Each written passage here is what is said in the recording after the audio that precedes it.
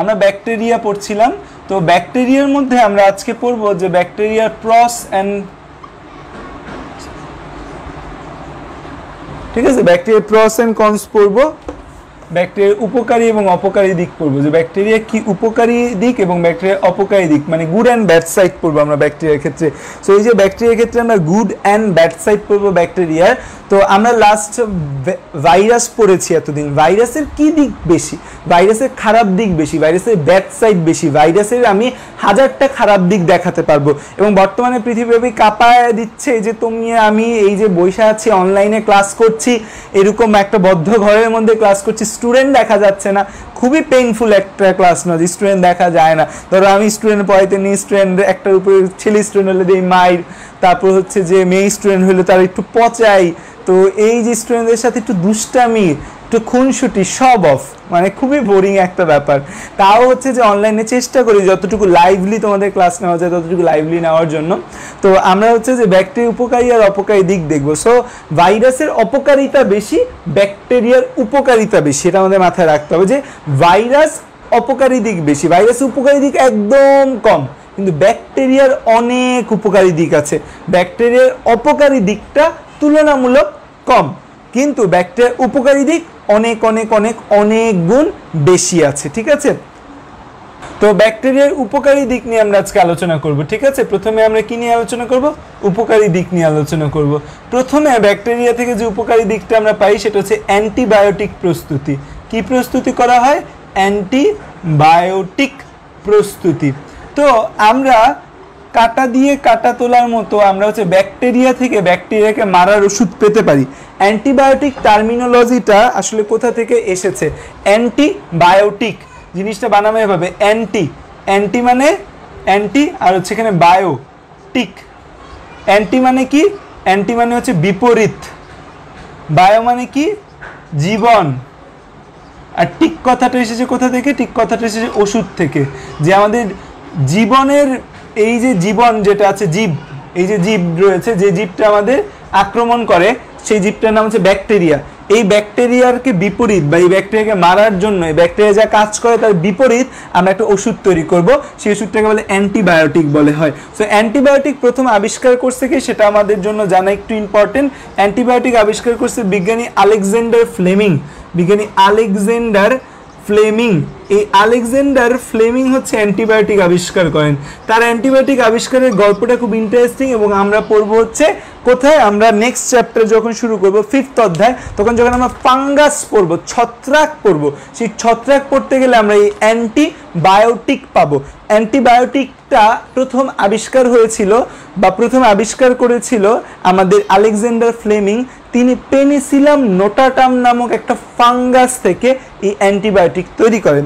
তিনি একজন গবেষক ছিলেন, একজন মাইক্রোবায়োলজিস্ট ছিলেন, তিনি গবেষণা করছিলেন। তো আমাদের মাইক্রোবায়োলজি বা আমাদের হচ্ছে অণুজীব বিদ্যা যে সাবজেক্টটা রয়েছে, সেই অণুজীব বিদ্যা সাবজেক্টে যারা কাজ করে তারা ব্যাকটেরিয়া নিয়ে প্রচুর কাজ করে। তো ব্যাকটেরিয়াকে জন্মানোর জন্য একটা মাধ্যম ক্রিয়েট করি আমরা, যে আমাদের দেহের ভেতর ব্যাকটেরিয়া জন্মাতে পারে, আমাদের ত্বকের উপর ব্যাকটেরিয়া আক্রমণ করতে পারে। তো আমরা বাইরে একটা জায়গায় ব্যাকটেরিয়া জন্মাতে দিব, বাইরে একটা জায়গায় ব্যাকটেরিয়া জন্মানোর একটা মাধ্যম ক্রিয়েট করি।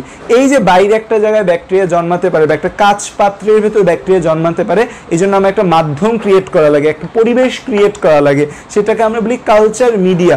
ব্যাকটেরিয়াকে কালচার করব, বড় করে তুলবো, সেই বড় করে তোলার জন্য একটা মাধ্যম তৈরি করব, তাকে বলি culture media. So Alexander Fleming এরকম একটা কালচার মিডিয়া, একটা মাধ্যমে গবেষণা করছিল কিছু ব্যাকটেরিয়াকে নিয়ে।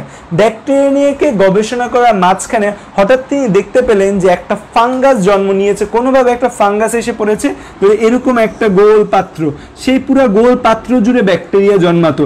বাট একটা ফাঙ্গাস এখানে বড় হতে থাকে যখন, এই ফাঙ্গাসের চারপাশ থেকে ব্যাকটেরিয়া ভাগতে থাকে এবং এই ফাঙ্গাসের চারপাশে একটা নির্দিষ্ট এরিয়ায় কোনো ব্যাকটেরিয়া জন্মাতে পারে না।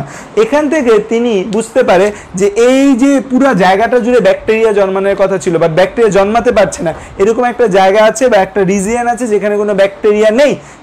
কারণ কি, এখানে এই যে পেনিসিলিন, এই পেনিসিলিন এমন কোনো রাসায়নিক পদার্থ ক্রিয়েট করছে, এই পেনিসিলিন এমন একটা বিশেষ ক্ষমতা আছে যে বিশেষ ক্ষমতা কি করতে পারে, এই ব্যাকটেরিয়াগুলোকে তার আশেপাশে ঘেঁষতে দেয় না। এই কনসেপ্ট থেকে তিনি তৈরি করেছেন অ্যান্টিবায়োটিক এবং পৃথিবীতে তৈরি প্রথম অ্যান্টিবায়োটিক ছিল পেনিসিলিন। এই পেনিসিলিনের ব্যবহার বর্তমানে একদম নেই বললেই চলে। পেনিসিলিন খুব বেশি রোগে এখন ব্যবহার করা যায় না, কারণ বেশিরভাগ ব্যাকটেরিয়া পেনিসিলিনের বিরুদ্ধে নিজেদের প্রতিরক্ষা সিস্টেম ডেভেলপ করে ফেলেছে। আচ্ছা, তো এই যে অ্যান্টিবায়োটিক তৈরি হয়, তাহলে পৃথিবীতে প্রথম যে অ্যান্টিবায়োটিক তৈরি হয়েছিল সেটা কি? পেনিসিলিন ছিল। এবং পৃথিবীতে এখনও বর্তমানেও যে অ্যান্টিবায়োটিকগুলো তৈরি করা হয় বেশিরভাগ ফাঙ্গাস থেকে, ছত্রাক থেকে অ্যান্টিবায়োটিক প্রস্তুত করা হয়। ব্যাকটেরিয়া থেকেও কিছু অ্যান্টিবায়োটিক আমরা পেয়ে থাকি। ব্যাকটেরিয়া থেকে যে আমরা অ্যান্টিবায়োটিকগুলো পাই সেখানে আমাদের বই দুইটা উদাহরণ দেওয়া আছে, দুইটাই ব্যাসিলাস গোত্রের। ব্যাসিলাস গোত্র থেকে আমরা কিছু অ্যান্টিবায়োটিক পাই, স্ট্রেপ্টোমাইসিন গোত্র থেকে আমরা কিছু অ্যান্টিবায়োটিক পেয়ে থাকি। ঠিক আছে, তো এই যে অ্যান্টিবায়োটিক প্রস্তুত করা, এখানে আমাদের কি কি অ্যান্টিবায়োটিক, এখানে আমাদের বই দুইটা অ্যান্টিবায়োটিকের কথা বলা আছে। একটা অ্যান্টিবায়োটিকের নাম বলা আছে সাপটিলিন, সাপটিলিন নামক একটা অ্যান্টিবায়োটিক। আরেকটা অ্যান্টিবায়োটিকের নাম বলা হচ্ছে পলিমিক্সিন।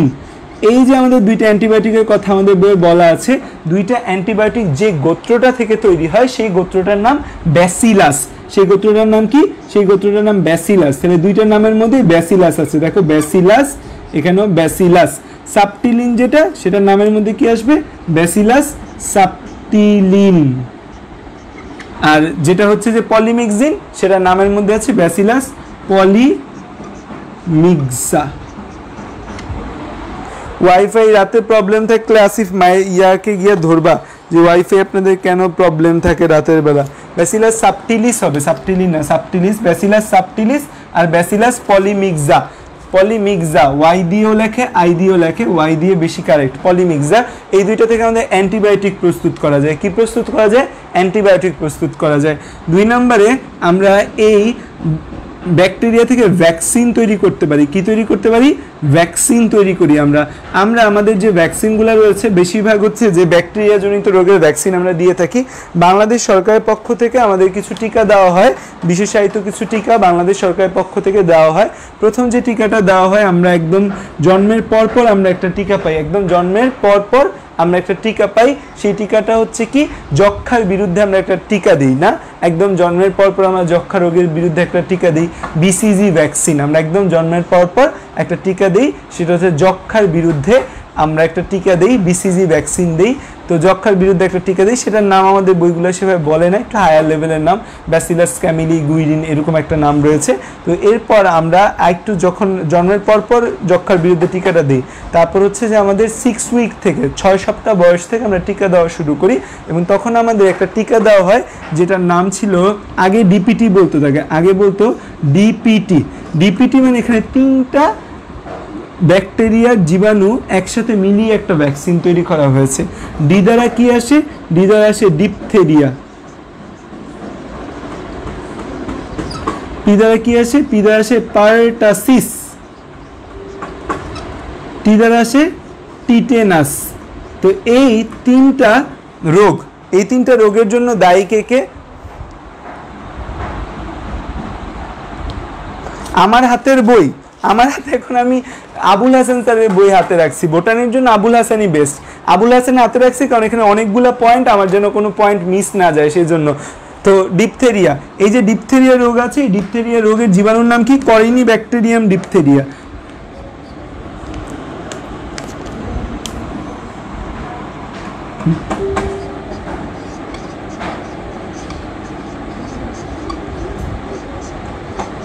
এই করিনি ব্যাকটেরিয়াম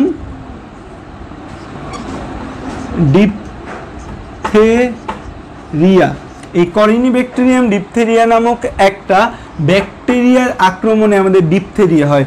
ডিপথেরিয়া নামক রোগটা হলে আমাদের বেশি কিছু হয় না, আমাদের গলার মধ্যে, আমাদের গলায় একটা সিউডো মেমব্রেন তৈরি হয়। সিউডো মেমব্রেন,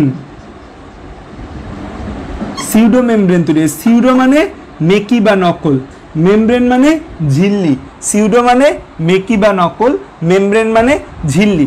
আমাদের গলায় এখানে একটা নকল ঝিল্লি তৈরি হয়ে আমাদের গলার যে রাস্তাটা আছে, আমাদের শ্বাসনালী আছে, শ্বাসনালীকে বন্ধ করে দেয় এবং শ্বাসনালীকে বন্ধ করে দেওয়ার ফলে পেশেন্ট দম বন্ধ হয়ে মারা যায়।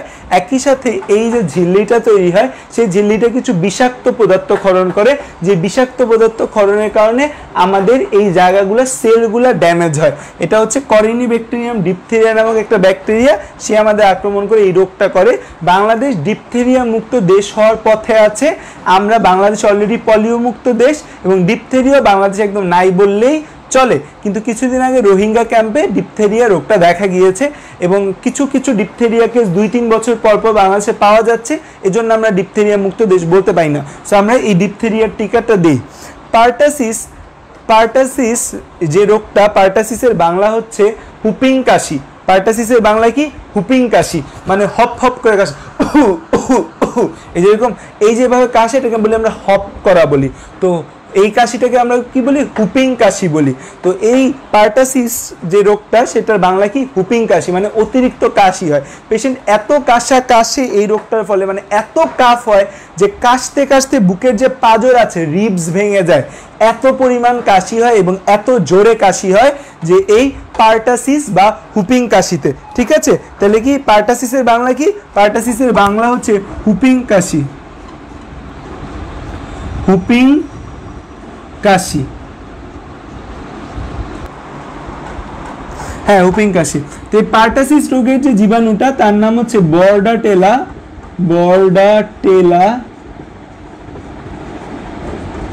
পার্টাসিস।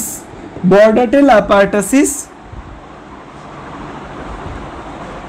কাশতে কাশতে এত ভিগোরাস কাফ হয়, এত ভিগোরাস কাশে পেশেন্ট যে কাশতে কাশতে রিবস ভেঙে যায়। তো এই পার্টাসিস বা হুপিং কাশি, এই রোগটাও পৃথিবীতে এখন খুব কমন না। এই রোগটাও হচ্ছে যে হ্যাঁ, পেশেন্ট মারা যায়, বর্ডাটেলা পার্টাসিসও মারা যায়। তারপর যেটা টিটেনাস, এই টিটেনাস রোগের কথা আমি তোমাদের বলেছি। ক্লস্ট্রিডিয়াম কি দ্বারা হয়? Clostridium tetany. লাস্ট ক্লাসে এই টিটেনাস নিয়ে অনেক কথাবার্তা হয়েছে। তো এই টিটেনাসের বাংলা কি? টিটেনাসের বাংলা হচ্ছে ধনুষ টঙ্কার। টিটেনাসের বাংলা কি? টিটেনাসের বাংলা হচ্ছে ধনুষ টঙ্কার।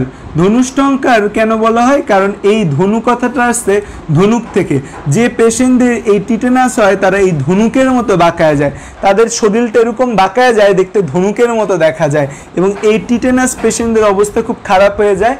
এবং এই টিটেনাস হইলে পেশেন্টের খুব মাংসপেশি সংকুচিত হয়ে প্রচুর চাপ হয়, মাসেল স্প্যাজম হয় এবং হচ্ছে টিটেনাসের পেশেন্ট ধনুষ্টঙ্কার হয়ে গেছে, ওই পেশেন্টকে এমন একটা ঘরে রাখা হয় যে ঘরে কোনো আলো আসে না, যে ঘরে কোনো ফ্যান চলে না, যে ঘরে কোনো সাউন্ড হয় না।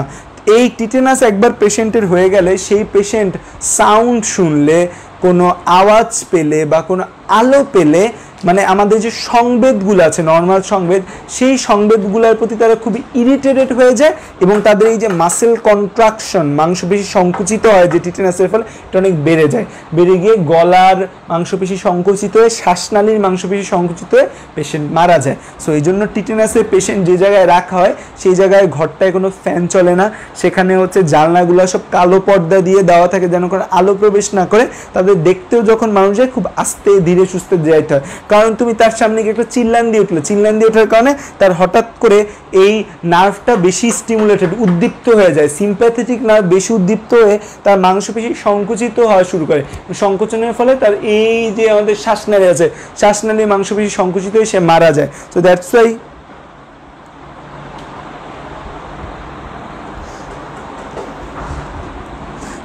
এই তিনটা টিকা খুব ইম্পর্টেন্ট। তো আগে বাংলাদেশে এই তিনটা টিকা একসাথে দেওয়া হতো। ডিপিটিটাকে আগে বাংলাদেশে একসাথে দিত। আগে বাংলাদেশে হচ্ছে কি আগে দিত, যে ডিপিটি ভ্যাকসিন। এই ডিপিটি যে ভ্যাকসিন রয়েছে, এই ডিপিটি ভ্যাকসিনটা আমরা বাংলাদেশে একসাথে দিতাম। যে 6 উইকের বাচ্চা থেকে শুরু করে, 6 উইকের বাচ্চা থেকে শুরু করে আমরা হচ্ছে 4 সপ্তাহ পর পর হচ্ছে যে এই টিকাটা বাচ্চাদের দিতাম। ঠিক আছে, তো 6 উইক না, মোস্ট প্রবলি 6 মাস, সরি 6 উইক না, 6 মান্থ, 6 মান্থ থেকে, 6 মান্থ থেকে শুরু করে আমরা বাচ্চাদের এই ভ্যাকসিনটা দেওয়া শুরু করি। 4 ডোজের টিকা বাংলাদেশ সরকারের পক্ষ থেকে সম্পূর্ণ ফ্রি দেওয়া হতো। কিন্তু বর্তমানে এই ডিপিটির সাথে আরও 2টা জিনিস অ্যাড করছে। একটা হচ্ছে হেমোফাইলাস ইনফ্লুয়েঞ্জা টাইপ বি আর হেপাটাইটিস বি ভাইরাস। তো এই 5টা জিনিসের টিকা একসাথে মিলে এখন বাংলাদেশ সরকার থেকে যে টিকাটা দেওয়া হয় তার নাম হচ্ছে পেন্টাভ্যালেন্ট ভ্যাকসিন। তো একটা টিকা দিয়ে 5টা রোগ সারায় ফেলতেছে কিন্তু এখন বাংলাদেশ সরকার, তাই না? Pentavalent vaccine. সেই পেন্টাভ্যালেন্ট ভ্যাকসিনের মধ্যে ডিপথেরিয়ার টিকা থাকে, পার্টাসিসের টিকা থাকে, টিটেনাসের টিকা থাকে, ইনফ্লুয়েঞ্জার টিকা থাকে, হেপাটাইটিস বি এর টিকা থাকে। মানে ভাইরাস আর ব্যাকটেরিয়ার টিকা কিন্তু একসাথে দিচ্ছে সরকার। সো এই টিকাটা 6 মান্থ থেকে আমরা 4টা ডোজে দেই, 4 উইক পর পর বাচ্চারা এসে টিকা নিয়ে যায়। তো এবং হচ্ছে যে এই জন্য বর্তমানে বাংলাদেশে ডিপথেরিয়া রোগী পাওয়া যায় না, পার্টাসিসের রোগীও বাংলাদেশে নাই। টিটেনাসটা ভ্যাকসিন দিলেও টিটেনাসটা আসলে বেশি দিন কাজ করে না, সো দ্যাটস ওয়াই টিটেনাসের পেশেন্ট বাংলাদেশে দেখা যায়। বাংলাদেশে হেমোফাইলাস ইনফ্লুয়েঞ্জার পেশেন্ট অনেক কমে গেছে, হেপাটাইটিস বি ভাইরাসের পেশেন্টও বাংলাদেশে এখন অনেক কমে গেছে। হিমোফাইলাস গোত্রের নাম, ইনফ্লুয়েঞ্জার যে গোত্রটা ব্যাকটেরিয়া যে ব্যাকটেরিয়ার কারণে সেই গোত্রটার নাম হিমোফাইলাস।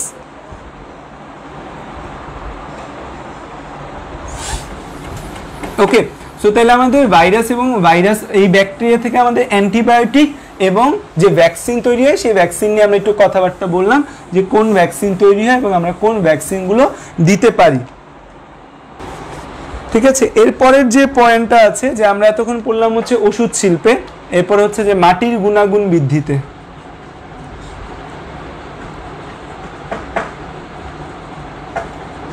মাটির গুণাগুণ বৃদ্ধিতে দেখা যায় আমাদের ব্যাকটেরিয়া এই মাটির গুণাগুণ বৃদ্ধি করতে সাহায্য করে। একটা গুরুত্বপূর্ণ কাজ হচ্ছে যে দেখো আমাদের উদ্ভিদগুলা কিন্তু আমরা উদ্ভিদের নাইট্রোজেন একটা অন্যতম উপাদান, উদ্ভিদ বৃদ্ধির জন্য নাইট্রোজেন একটা অন্যতম উপাদান এবং নাইট্রোজেন যে দরকার হয় উদ্ভিদে, এই নাইট্রোজেনটা উদ্ভিদ কোথা থেকে পায়? নাইট্রোজেনটা উদ্ভিদ নাইট্রোজেন ঘটিত সার প্রয়োগের ফলে পায়। আমাদের বায়ুতে কিন্তু 78% নাইট্রোজেন আছে, কিন্তু এই 78% নাইট্রোজেনকে আমরা ব্যবহার করতে পারি? 78% নাইট্রোজেন কিন্তু আমরা ব্যবহার করতে পারছি না। কেন আমরা ব্যবহার করতে পারছি না? কারণ বাতাসের নাইট্রোজেনটা উদ্ভিদে গ্রহণ করার কোনো ক্যাপাবিলিটি নেই। এজন্য আমরা বাইরে থেকে সার প্রয়োগ করছি, সার প্রয়োগ করে আমরা মাটির উর্বরতা বা উদ্ভিদের যে চাহিদা নাইট্রোজেন সেটা মিটাচ্ছি।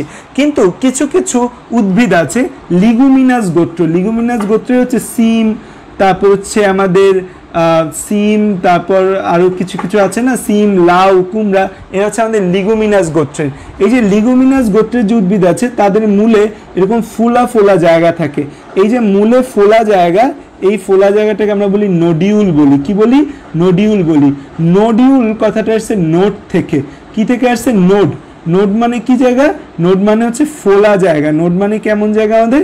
নোড মানে আমাদের ফোলা জায়গা। তো এই যে নোডিউল রয়েছে, এই নোডিউলের মধ্যে আমাদের ব্যাকটেরিয়া থাকে। এই জায়গাটা আমাদের কি থাকে? ব্যাকটেরিয়া থাকে। এই যে মূলের নোডিউল, এই মূলের নোডিউলে আমাদের কি থাকে? ব্যাকটেরিয়া থাকে। এই যে ব্যাকটেরিয়াগুলো থাকে, এই ব্যাকটেরিয়াগুলো আমাদের বাতাসের যে নাইট্রোজেন রয়েছে সেই বাতাসের নাইট্রোজেনটাকে গ্রহণ করে এই নাইট্রোজেনটা দিয়ে উদ্ভিদের পুষ্টি চাহিদা মেটাতে সাহায্য করে। এই ব্যাকটেরিয়াগুলোর নাম মনে রাখবো আমরা একটা ছন্দ দ্বারা, সেটাকে বলছে ক্যাপস।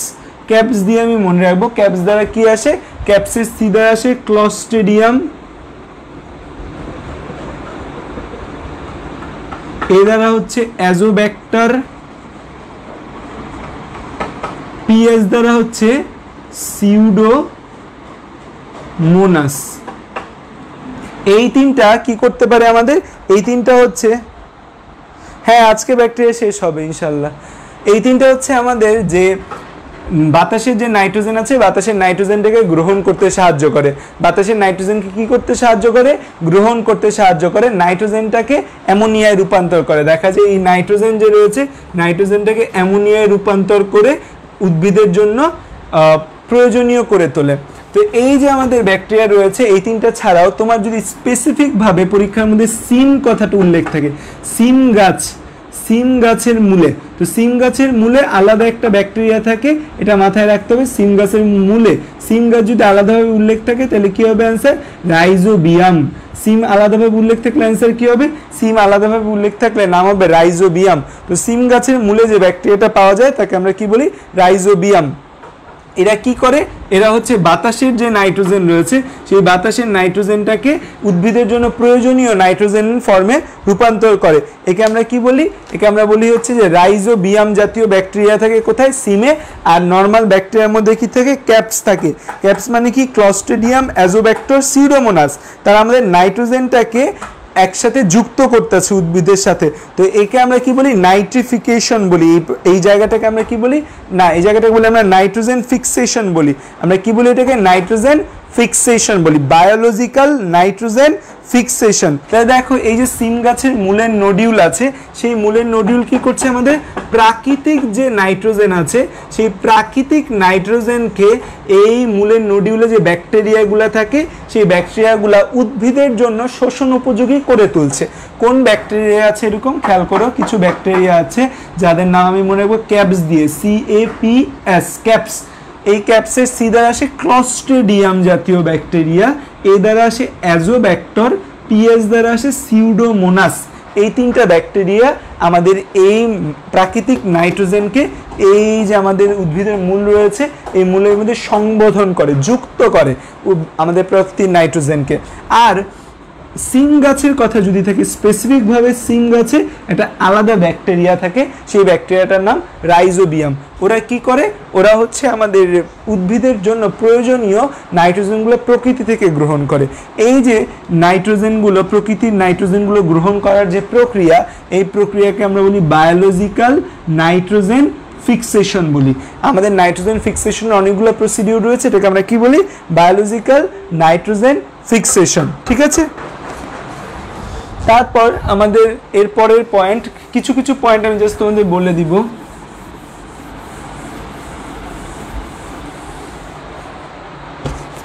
এর পরের পয়েন্ট হচ্ছে আমাদের নাইট্রিফিকেশন। নাইট্রিফিকেশন মানে হচ্ছে অ্যামোনিয়াকে নাইট্রেটে রূপান্তর। অ্যামোনিয়াকে কিসে রূপান্তর, অ্যামোনিয়া থেকে নাইট্রেট। এই যে অ্যামোনিয়া থেকে নাইট্রেট তৈরির যে প্রসিডিওর, অ্যামোনিয়া থেকে আমরা কি তৈরি করি, অ্যামোনিয়া থেকে যে আমরা নাইট্রেট তৈরি করি, এই অ্যামোনিয়া থেকে নাইট্রেট প্রক্রিয়াকে আমরা নাইট্রিফিকেশন বলি। তো এটা আমাদের কয়েকটা ধাপে হয়। ফার্স্ট এই NH3 থেকে তৈরি হয় আমাদের এই NO2 মাইনাস, তারপর তৈরি হয় NO3 মাইনাস। তো আমাদের দেখা যায় এই নাইট্রেট যে তৈরি হয় আমাদের অ্যামোনিয়া থেকে, এই নাইট্রেট তৈরির প্রক্রিয়াকে আমরা কি বলি, নাইট্রিফিকেশন। কি বলি, নাইট্রিফিকেশন। কি বলি, নাইট্রিফিকেশন বলি আমরা। কি বলি, এই যে অ্যামোনিয়া থেকে নাইট্রেট তৈরি, নাইট্রেট মানে NO3 মাইনাস, কে আমরা বলি নাইট্রিফিকেশন বলি। ঠিক আছে, এখন হচ্ছে আমাদের এখানে যে ব্যাকটেরিয়াগুলো কাজ করে তাদের নামের মধ্যে আছে নাইট্রো। তাদের নামের মধ্যে কি আছে, নাইট্রো। কিছু ব্যাকটেরিয়া আছে আমাদের উদ্ভিদ দেহে, কিছু ব্যাকটেরিয়া পাওয়া যায় যে ব্যাকটেরিয়াগুলা এই অ্যামোনিয়াকে নাইট্রেট রূপে নির্গত করে। এই যে ব্যাকটেরিয়াগুলো এক্ষেত্রে লাগে তাদের নাম হচ্ছে নাইট্রো দ্বারা শুরু। নাইট্রো দ্বারা কোন দুইটা এখানে আছে, নাইট্রোমোনাস আর নাইট্রোকক্কাস। এই মোনাস আর কক্কাস নামে যে দুইটা ব্যাকটেরিয়া আছে, নাইট্রোমোনাস, নাইট্রোকক্কাস। এই নাইট্রোমোনাস এবং নাইট্রোকক্কাস নামে যে দুইটা ব্যাকটেরিয়া আছে, এই দুইটা ব্যাকটেরিয়া অ্যামোনিয়াকে নাইট্রাইটে রূপান্তরিত হতে সাহায্য করে। এটা প্রথম ধাপ। অ্যামোনিয়াকে কিসে কনভার্ট হতে সাহায্য করে, অ্যামোনিয়াকে নাইট্রাইডে কনভার্ট হতে সাহায্য করে। এটার নাম হচ্ছে নাইট্রাইট। এটার নাম কি, এটার নাম হচ্ছে নাইট্রাইট। এবং এটা হচ্ছে আমাদের প্রথম ধাপ, এটা আমাদের প্রথম ধাপ। তো এই যে অ্যামোনিয়া আছে, এই অ্যামোনিয়াকে নাইট্রাইডে কনভার্ট করে কে, নাইট্রোমোনাস, নাইট্রোকক্কাস। এটা প্রথম ধাপ বা প্রথম উপধাপ বলো। আমাদের দ্বিতীয় ধাপের কথা যদি আমি চিন্তা করি, সেই দ্বিতীয় ধাপে আমাদের কি হয়, নাইট্রাইটটা নাইট্রেটে কনভার্ট হয়। নাইট্রাইট কিসে কনভার্ট হয়, নাইট্রেটে কনভার্ট হয়। এইখানে প্রথম ধাপে আমাদের ব্যবহৃত হয় নাইট্রোমোনাস এবং নাইট্রোকক্কাস। দ্বিতীয় ধাপে আমাদের যে ব্যাকটেরিয়াটা ব্যবহার হয় তার নাম হচ্ছে নাইট্রোব্যাক্টার। তার নাম কি, নাইট্রোব্যাক্টার।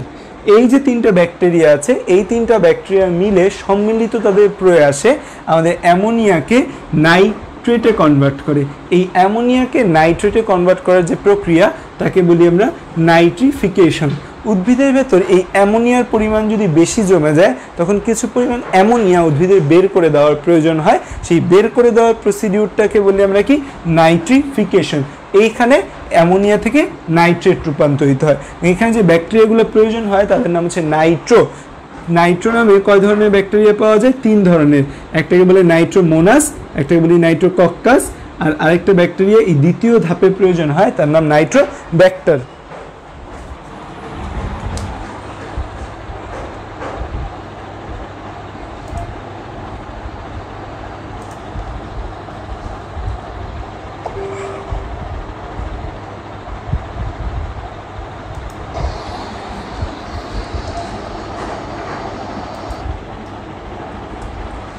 আচ্ছা, তারপর আরেকটা ইউজ আছে এর, পতঙ্গ নাশক হিসেবে ব্যবহৃত হয়। পতঙ্গ নাশক। পতঙ্গ নাশক মানে কি? পতঙ্গকে নাশ করে দিবে, পতঙ্গকে বাতাসে চলে যায়, প্রকৃতিতে চলে যায়, এই পতঙ্গকে ধ্বংস করে দিবে। পতঙ্গকে ধ্বংস করে দেওয়ার আগে একটা হচ্ছে যে ইম্পর্টেন্ট জিনিস শোনো, সেটা হচ্ছে যে আগে বাজারে বেগুন কিনতে গেলে আমার আম্মু বলতো যে এই বেগুন দেখে আনবি, বেগুনের মধ্যে কোনো ফুটা আছে কিনা। কারণ কি, বেগুনের মধ্যে ফুটা থাকলে সেই বেগুনের ভিতরে একটা পোকা থাকে। সো বড় বড় কালো বেগুনগুলা যে আছে, কালো বেগুনগুলা দিয়ে হচ্ছে তোমার ওই যে বেগুন ভাজা খায় না, খুবই মজা বেগুন ভাজা খাইতে। তো বেগুন ভাজা তো একটা জোস খাবার। তো এখন বেগুনের মধ্যে আগে ফুটা থাকতো, বেগুনের মধ্যে আগে ফুটা থাকতো কেন? কারণ ব্যাকটেরিয়া আক্রমণ করে বেগুনের মধ্যে ফুটা করে ফেলতো, এবং যে বেগুন ফুটা হয়ে যেত সেই বেগুনটাকে আর ভালোভাবে খাওয়া যেত না। সো দ্যাটস ওয়াই বেগুনের মধ্যে একটা রেভুলেশন চলে আসলো, এবং বর্তমানে বেগুন খুঁজতে গেলে আমার আম্মুও বলে না যে বেগুন দেখে ফুটা আছে কিনা, বেগুনের মধ্যে এখন কোনো ফুটা থাকে না। কারণ কি, এখন বেগুনগুলো জেনেটিক্যালি মডিফাইড করা হয়েছে। বেগুনকে মারতো এরকম একটা ব্যাকটেরিয়া, বা বেগুনের ভিতর ফুটা করে এরকম একটা ব্যাকটেরিয়ার নাম হচ্ছে বিটি।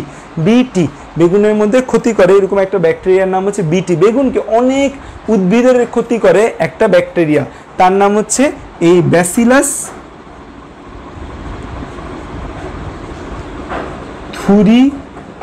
থুরিজিনেসিস।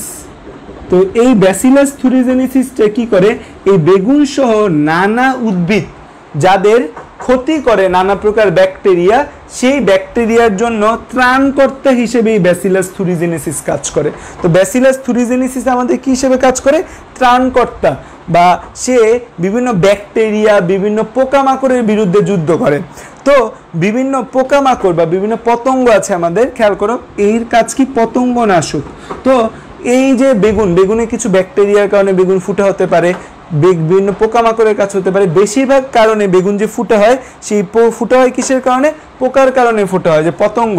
পতঙ্গ মানে কি? ইনসেক্ট, ঠিক আছে, বা পেস্ট বলি আমরা। পেস্ট মানে হচ্ছে যে ক্ষতিকর পতঙ্গ। তো এই পতঙ্গ নাশককে আমরা ইংরেজিতে কি বলি? পেস্টিসাইড। তো আগে আমাদের হচ্ছে ক্ষেতের মধ্যে পেস্টিসাইড বা পতঙ্গনাশক হচ্ছে নিক্ষেপ করা লাগতো, বাট এখন আমাদের কোনো পতঙ্গনাশক আমরা নিক্ষেপ করি না। কেন করি না? কারণ আমরা এখন জেনেটিক্যাল মডিফাইড করে ফেলছি, আমরা আমাদের উদ্ভিদগুলোকে উন্নত করছি। যেমন এখন যে বেগুনের জাতটা চাষ করা হয়, সেই বেগুনের মধ্যে কি হয়? যে বেগুনের মধ্যে এই ব্যাসিলাস থুরিজিনেসিস যে ব্যাকটেরিয়া আছে, এই ব্যাকটেরিয়ার একটা অংশ আমরা বেগুনের জেনেটিক্যাল সাবস্টেন্সের মধ্যে প্রবেশ করে দেই, বা বেগুনকে আমরা এমনভাবে জেনেটিক্যাল মডিফাইড করে দেই যে বেগুনের মধ্যে ব্যাসিলাস থুরিজিনেসিসের জিন থাকে। ফলে কি হয়? এটা একটা প্রোটিন তৈরি করে, যে প্রোটিনটা একে সকল পতঙ্গ থেকে বাঁচায়। কোনো পতঙ্গ আসে যখন একে কামড় দেয়, কামড় দিয়ে রস খেতে যায়, রস খেতে গেলে কি হয়? এই রস খেয়ে এইখানে যে প্রোটিনটা আছে, ব্যাসিলাস থুরিজিনেসিস থেকে যে প্রোটিন তৈরি হয়, এই প্রোটিনের কারণে ওই পতঙ্গ মরে যায়। তার মানে হচ্ছে যে এই ব্যাসিলাস থুরিজিনেসিস নামে যে ব্যাকটেরিয়া আছে, এই ব্যাকটেরিয়া আমাদের পতঙ্গকে বাঁচাতে, আমাদের গাছকে বাঁচাতে সাহায্য করে পতঙ্গ থেকে। পতঙ্গ মেরে ফেলে তারা। সো দ্যাটস ওয়াই আমরা কি বলি? পতঙ্গনাশক বলি। সো পতঙ্গনাশক হিসেবে যেই ব্যাকটেরিয়াটা কাজ করে, এটা একটা মৃত্তিকাবাসী বড় আকৃতির ব্যাকটেরিয়া, তার নাম কি? ব্যাসিলাস থুরিজিনেসিস। এই ব্যাসিলাস থুরিজিনেসিস নামে যে ব্যাকটেরিয়া রয়েছে, এই ব্যাকটেরিয়া আমাদের কি কাজে হেল্প করছে? এই ব্যাকটেরিয়া আমাদের পতঙ্গনাশক হিসেবে কাজ করছে, পেস্টিসাইড হিসেবে কাজ করছে।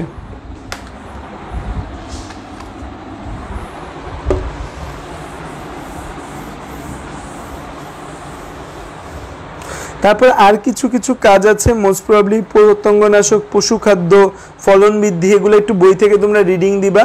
চা, কফি, তামাক প্রক্রিয়াজাতকরণ, দুগ্ধজাত শিল্প, এগুলা জাস্ট কিছু জিনিস একটু মুখস্থ করতে হবে, সবগুলা লাগে না। এখান থেকে হচ্ছে যে তোমরা বই থেকে পাগল হয়ে যাও যে ভাই কোনটা কোনটা লাগবে। তো তোমাদের যাদের পুরাতন বই আছে তোমরা 1 পড়বা, নতুন বই যাবে 1 পড়বা, 2 পড়বা, 4, 5, 1, 2, 4, 5, 6, 8, এখান থেকে হচ্ছে যে 11 পাট শিল্পে কোনটা ভূমিকা রাখে। এটা আমি বলে দিই যে যেগুলো আমি পড়ায় দিচ্ছি সেগুলো মনে রাখবো। যে পাট শিল্পে কোনটা হেল্প করে? পাট শিল্পে আমরা জানি যে পাটকে আমরা পানির ভেতর রাখি, পানির ভেতর রেখে পচাই, পানির ভেতর রেখে পচাই, পাটের আঁশগুলোকে আলাদা করি। সো পাটের যে আঁশ আছে আঁশগুলো আলাদা করতে হবে। সো এই পাট শিল্পে পাটের আঁশ ছাড়াতে, আমরা যদি পাটের আঁশ ছাড়াতে চাই, পাটের আঁশ ছাড়াতে আমাদের একটা ব্যাকটেরিয়া দরকার হয়, সেই ব্যাকটেরিয়াটার নাম কি? ক্লস্ট্রিডিয়াম। এই ক্লস্ট্রিডিয়াম হচ্ছে আমাদের পাটের আঁশ ছাড়াতে হেল্প করে। এই যে পাটের মধ্যে যে আঁশ থাকে, পাটগুলো এরকম পেঁচানো থাকে, এই পেঁচানো জায়গার মধ্যে থেকে আঁশগুলাকে সিঙ্গেল সিঙ্গেল আঁশ বের করতে কে সাহায্য করে? এই ক্লস্ট্রিডিয়াম আমাদের হেল্প করে। আর চামড়া শিল্পে, এই যে চামড়া শিল্পে আমাদের পশম ছাড়াতে, এই যে পশমের উপর যে লোম আছে, এই লোম ছড়ানোর কাজে আমরা পশম থেকে কি করব? পশম থেকে আমরা লোম ছড়াবো। এই লোম ছড়ানোর কাজে আমাদের লোম ছাড়াতে হেল্প করে হচ্ছে ব্যাসিলাস।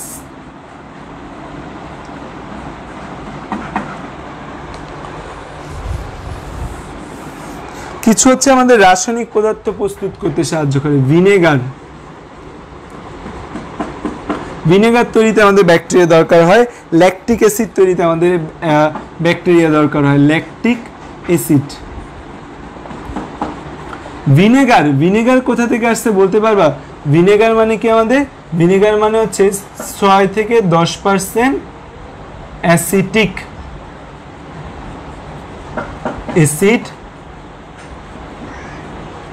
6 থেকে 10% অ্যাসিটিক অ্যাসিডের মিশ্রণকে আমরা কি বলি? ভিনেগার বলি। তো যেহেতু এখানে অ্যাসিটিক অ্যাসিড টার্মিনোলজিটা আছে, তাহলে আমাদের ভিনেগারের মধ্যেও কি থাকবে? অ্যাসিটো কথাটা থাকবে, অ্যাসিটো ব্যাক্টার। তো ভিনেগারের মধ্যে আমাদের, হ্যাঁ, পশম আর লোম একই কথা, বলো তুমি। পশম আর লোম,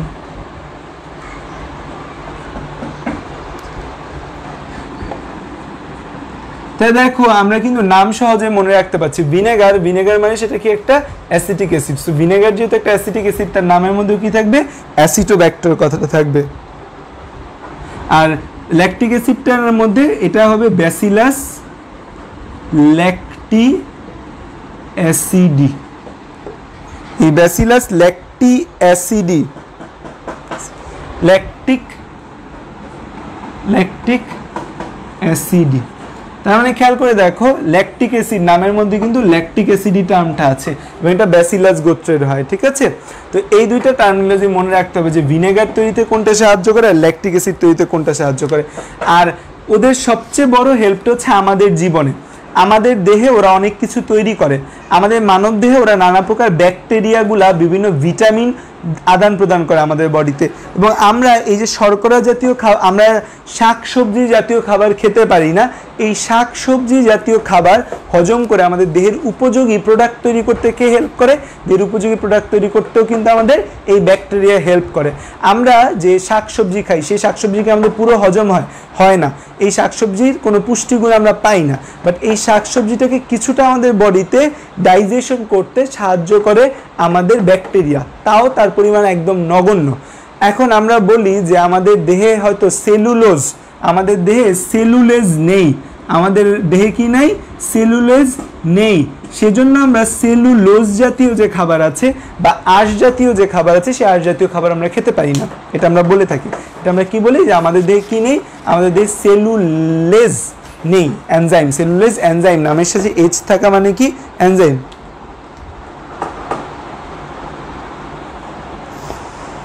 দীপ সরকারের বুকে কি হচ্ছে এই ব্যাসিলাস কাজ করবে? হ্যাঁ দীপ কাজ করবে, একদম হচ্ছে যে ফকফকা কাজ করবে। তুমি যদি নিজেকে গরু ভাবো তাহলে তো হবে। দীপ হচ্ছে প্রসেনজিৎ না? তো আমাদের দেহে সেলুলোজ নাই, সেজন্য আমাদের সেলুলোজ জাতীয় খাবার হজম হয় না। তোমাদের কি ধারণা বলো তো, গরুদের কি সেলুলোজ, মানে গরু তো শাকসবজি খেতে পারে, গরুতে কি সেলুলোজ থাকে? কমেন্টে জানাও তো। গরুতে কি সেলুলোজ থাকে? গরুর মধ্যে কি সেলুলেজ এনজাইম থাকে?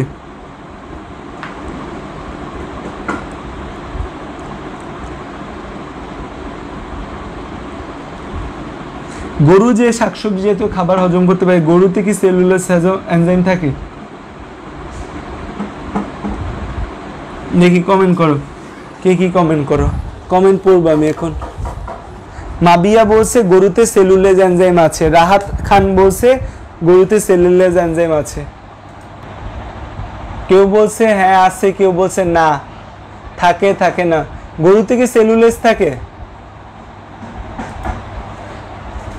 গরুতে কোনো সেলুলোজ এনজাইম থাকে না, গরুতেও কোনো সেলুলোজ এনজাইম থাকে না। গরুতে কি থাকে? সেলুলোজ নেই। মানব দেহেও সেলুলোজ নেই, গরুতেও নেই। তাহলে সেলুলোজ কাদের নেই? মানুষেরও সেলুলোজ নেই, গরুতেও সেলুলোজ নেই, ঠিক আছে। কিন্তু গরুতে একটা ব্যাকটেরিয়া থাকে যার নাম হচ্ছে রুমিনোকক্কাস। তার নাম কি? রুমিনোকক্কাস। এই রুমিনোকক্কাস নামক যে ব্যাকটেরিয়া আছে, এই ব্যাকটেরিয়ার প্রভাবে আমাদের এই যে সেলুলোজ জাতীয় যে খাবারগুলো আছে, এই সেলুলোজ জাতীয় খাবারগুলো গ্লুকোজে পরিণত হয়। কিসের জন্য? রুমিনোকক্কাস ব্যাকটেরিয়ার কারণে। এই রুমিনোকক্কাস ব্যাকটেরিয়া এই সেলুলোজকে ভেঙে গ্লুকোজে কনভার্ট করতে সাহায্য করে।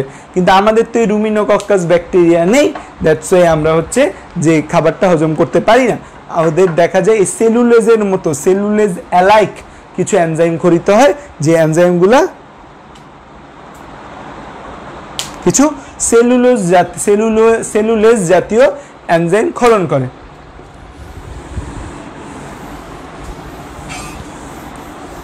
ব্যাকটেরিয়া থেকে আমরা কি কি ভিটামিন পাই?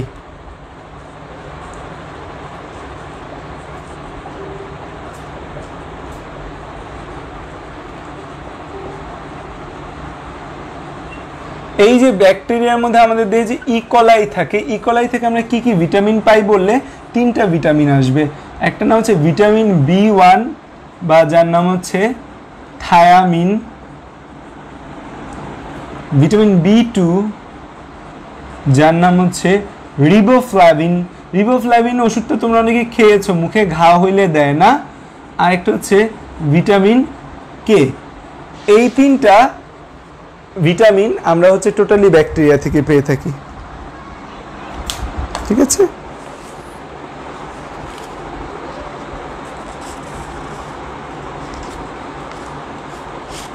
তো এই তিনটা মেইন, এছাড়াও আরো কিছু নাম বলা আছে। একটা বলেছে ফলিক অ্যাসিড, এক জায়গায় বলা বায়োটিন, বাট এই তিনটা মেইন, সবচেয়ে বেশি মেইন বা সবচেয়ে বেশি খরিত করে এই তিনটা এনজাইম। এবং আমাদের দেহে ভিটামিন কে, আমাদের ভিটামিন কে হচ্ছে দেহের সম্পূর্ণ ভিটামিন কে এর চাহিদা এই ব্যাকটেরিয়া মিটায়। ব্যাকটেরিয়া আমাদের সম্পূর্ণ ভিটামিন কে এর চাহিদা মিটায়,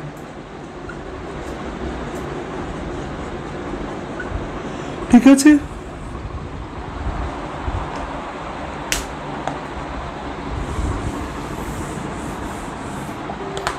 উপকারিতা থেকে আর মনে হয় মোস্ট প্রবাবলি কিছু বলার নেই। আর বর্তমানে হচ্ছে যে পরিবেশ, মানে হচ্ছে ব্যাকটেরিয়াকে প্রাকৃতিক ঝাড়ুদার বলা হয়, কারণ ব্যাকটেরিয়া এত ভালো ঝাড়ু দেওয়ার কাজ করে। আর ব্যাকটেরিয়া আমাদের পয় নিষ্কাশনে খুব ভালো ভূমিকা রাখে।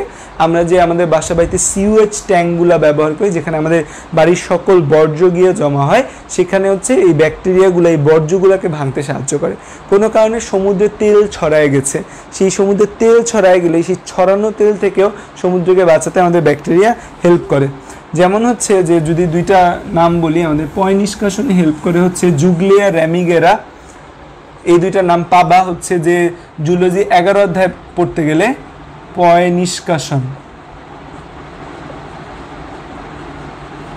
নিষ্কাশনে সাহায্য করে জুগলিয়া র্যামিগেরা। আর সমুদ্রে ধরো তেল ছড়ায় গেছে, তোমাদের মনে আছে কিনা জানি না, 2015 সালের দিকে হঠাৎ করে সুন্দরবনে একটা কার্গো ডুবে যায় এবং প্রচুর তেল ছড়ায় যায়। সমুদ্রে যদি তেল ছড়ায় যায়, সেই তেলটা যতক্ষণ উপরে থাকবে, উপরের লেয়ারে থাকা পর্যন্ত একটা ব্যাকটেরিয়া কাজ করে সেই তেল অপসারণের জন্য। তাহলে হচ্ছে যে তেল মানে পানি থেকে তেল অপসারণে কি করে, ওরা এই তেলটাকে ভেঙে দেয়। তেলটাকে ভেঙে তেলের মধ্যে যে আমাদের বন্ধনগুলো আছে সেই বন্ধনগুলোকে ভেঙে এগুলাকে হাইড্রোজেন কার্বনে এই রূপে রূপান্তরিত করে। সো পানি থেকে তেল অপসারণে সাহায্য করে কি, সিউডোমোনাস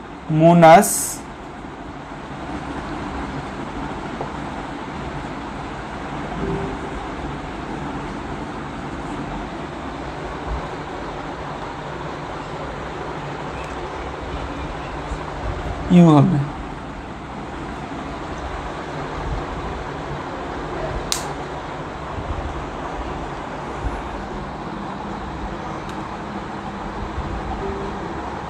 পয় নিষ্কাশন,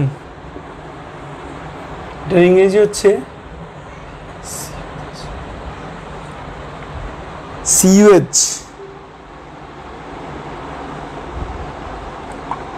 কোনটা? জুগলিয়া র্যামিগেরা, সিউডোমোনাস এরুজিনোসা।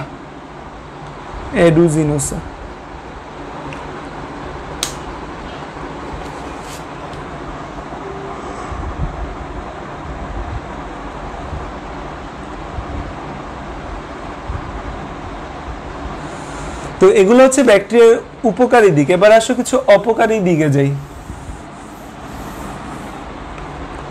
অপকারী দিকে আমাদের কিছু রোগ আছে, সেই রোগগুলোর নাম আমাদের একদম ঠোঁটের আগায় থাকতে হবে।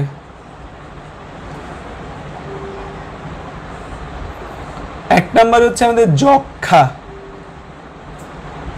Mycobacterium tuberculosis. দেখো যক্ষাকে আগে আমরা টিবি রোগ বলতাম, কি বলতাম?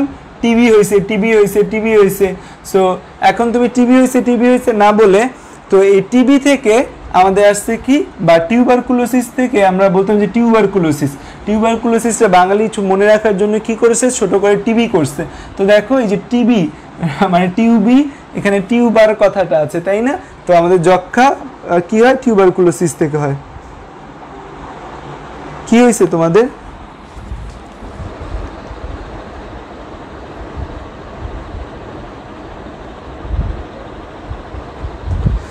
আমার এখান থেকে ব্লার হচ্ছে, ব্লার কি সবার দেখাচ্ছে?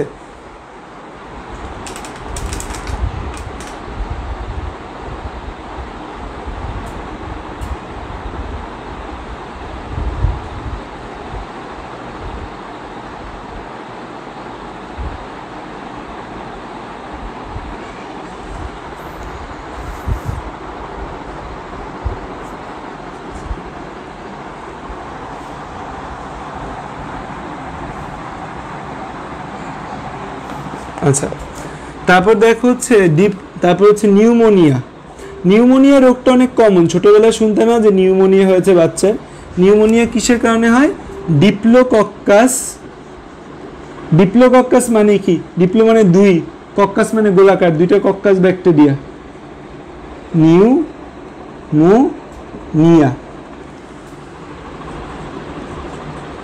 ডিপথেরিয়া একটু আগে আমরা পড়ে আসছি, করিনি ব্যাকটেরিয়াম। এগুলো বানামগুলা দেখে আরো ঠিক করে নিবা। ডিপথেরিয়া, আমার বানান ভুল হতে পারে। তারপর হচ্ছে তোমার 4 নম্বরে আছে টাইফয়েড।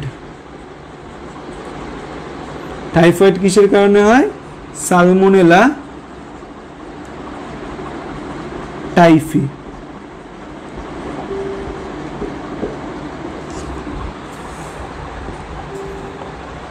তারপর হচ্ছে ধনুষ্টঙ্কার, এটা নিয়ে আমি একটা পোস্ট দিছিলাম, ওইখানে যে কয়টা নাম পড়তে বলছিলাম সে কয়টা নাম পড়লেই হবে। ক্লস্ট্রিডিয়াম,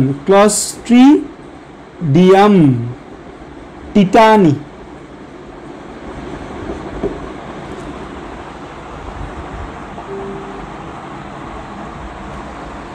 সবার আজকে ব্লার হচ্ছে, আজকে মানে নেট কানেকশন সব জায়গায় খারাপ।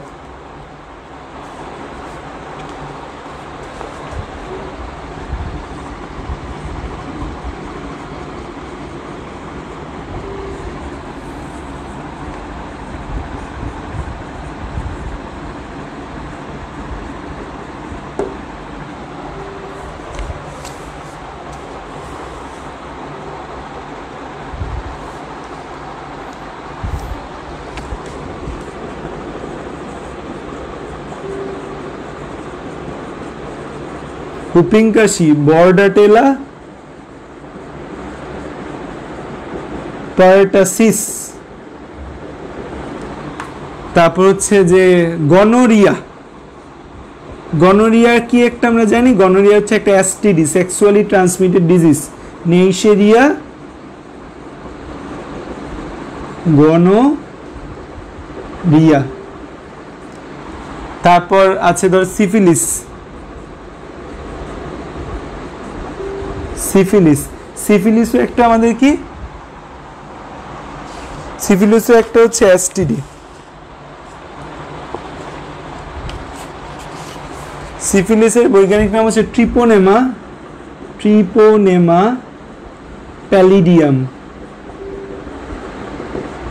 ঠিক আছে, তো এই কয়টা বৈজ্ঞানিক নাম মনে রাখলে চলবে, এই কয়টার বৈজ্ঞানিক নাম আমাদের এমসিকিউর জন্য মনে রাখলে চলবে। আরেকটা নাম মনে রাখতে হবে,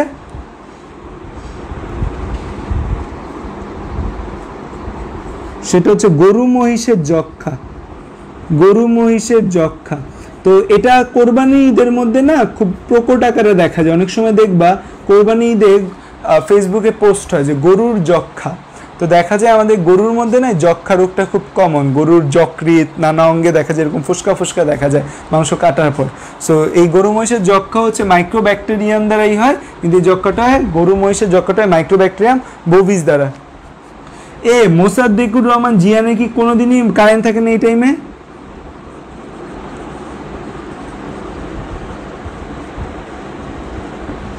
মাইক্রোব্যাকটেরিয়াম বোভিস, ঠিক আছে। এর মধ্যে গনোরিয়া আর সিফিলিস এই দুইটাকে আমরা কি বলি? এই দুইটা হচ্ছে আমাদের এসটিডি। এসটিডি মানে কি? Sexually transmitted disease. আচ্ছা, যক্ষার ইংরেজি হচ্ছে টিউবারকুলোসিস, নিউমোনিয়ার ইংরেজি নিউমোনিয়া, ডিপথেরিয়ার ইংরেজি ডিপথেরিয়া, টাইফয়েডের ইংরেজি টাইফয়েড, ধনুষ্টঙ্কারের ইংরেজি হচ্ছে টিটেনাস। আচ্ছা, পাশে লিখে দিই, টাইফয়েড, নিউমোনিয়া, ডিপথেরিয়া, টাইফয়েড, আচ্ছা টিউবারকুলোসিস,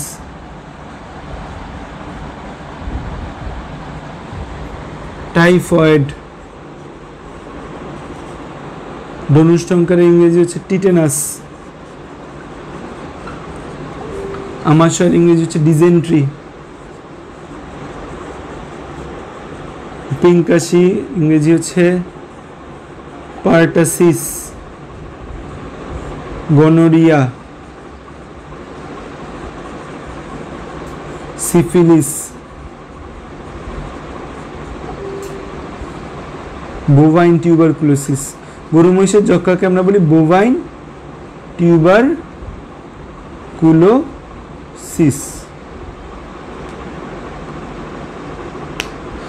টিউবারকুলোসিস আক্রান্ত গরু খেলে কি কিছু হবে কি না? গরু না, গরুর যে অঙ্গগুলো টিউবারকুলোসিস আক্রান্ত সেগুলো খেলে সমস্যা দেখা যায়। সো অঙ্গ খাওয়ার আগে বা মাংস খাওয়ার আগে দেখে নেওয়া ভালো ওইটা কি সুস্থ আছে কিনা ওই পার্টটা।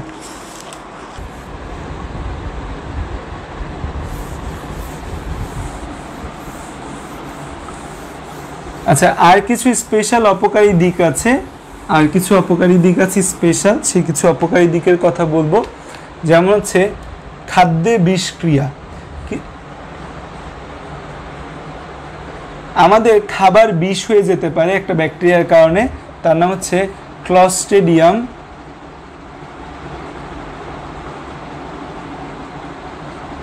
বোটুলিনাম। এই ক্লস্ট্রিডিয়াম বোটুলিনাম নামক যে ব্যাকটেরিয়া রয়েছে, ক্লস্ট্রিডিয়াম বোটুলিনাম নামক ব্যাকটেরিয়া থেকে আমাদের হচ্ছে একটা টক্সিন রিলিজ হয়। এটা একটা কি রিলিজ করে? একটা টক্সিন। টক্সিন মানে পয়জন। এটার নাম হচ্ছে বোটুলিন। এটার নাম কি? বোটুলিন। এই টক্সিক যে বোটুলিন রয়েছে, এই বোটুলিনটা আমাদের খাদ্যের সাথে যখন মেশে, এই বোটুলিনটা যখন আমাদের খাদ্যের সাথে মিশ্রিত হয়, তখন আমাদের খাবারটা পয়জন হয়ে যায়। দেন খাদ্যে বিষক্রিয়া হয়, এবং সেই খাবারটা যদি তুমি বেশি মাত্রায় খাও, তুমি মারাও যেতে পারো। এই যে প্রভাবটা বোটুলিনাম খাদ্যের সাথে মিশে যে খাদ্যে বিষক্রিয়া তৈরি করে, একে আমরা বলি বোটুলিজম বলি। এটাকে আমরা কি বলি? এটাকে আমরা বলি বোটুলিজম।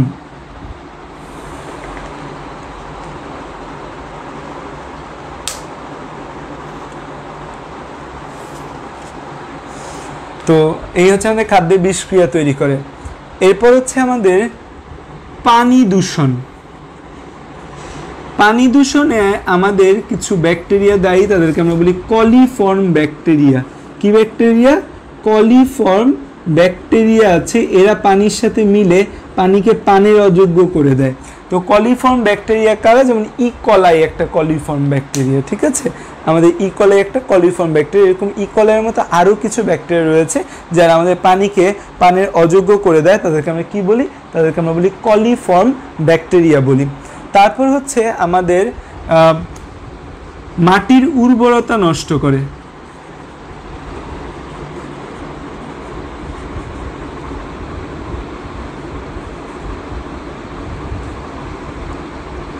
এটাকে আমরা বলতে পারি যে ডিনাইট্রিফিকেশন।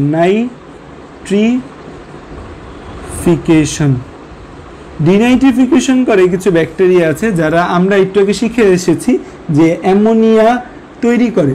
এখানে হচ্ছে যে এরা অ্যামোনিয়াকে ভাঙে।